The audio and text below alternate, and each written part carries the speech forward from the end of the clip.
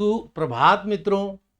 एक राजा के विशाल महल में एक सुंदर वाटिका थी जिसमें अंगूरों की एक बेल लगी हुई थी।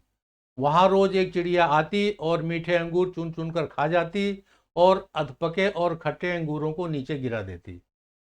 माली ने चिड़िया को पकड़ने की पूरी कोशिश की पर वह हाथ नहीं आई।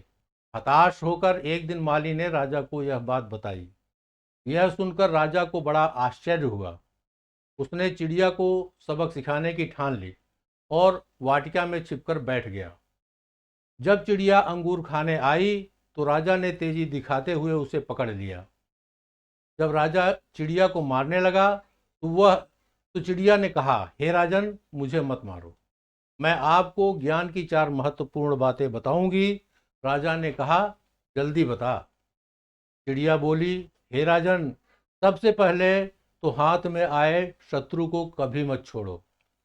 राजा ने कहा, दूसरी बात बता।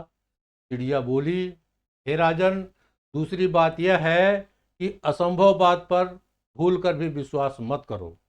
और तीसरी बात कि बीती बातों पर कभी पश्चाताप मत करो। राजा ने कहा, अब चौथी बात भी बता दो।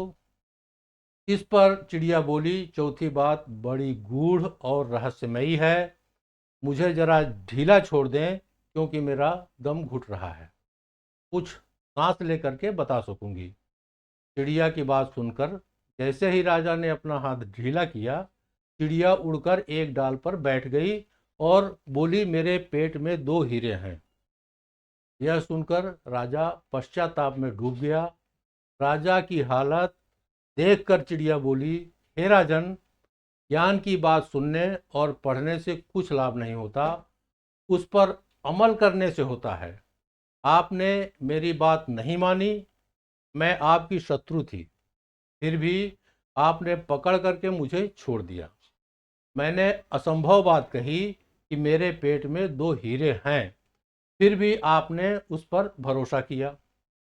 आपके हाथ में वे काल्पनिक हीरे नहीं आए तो भी आप पछताने लगे।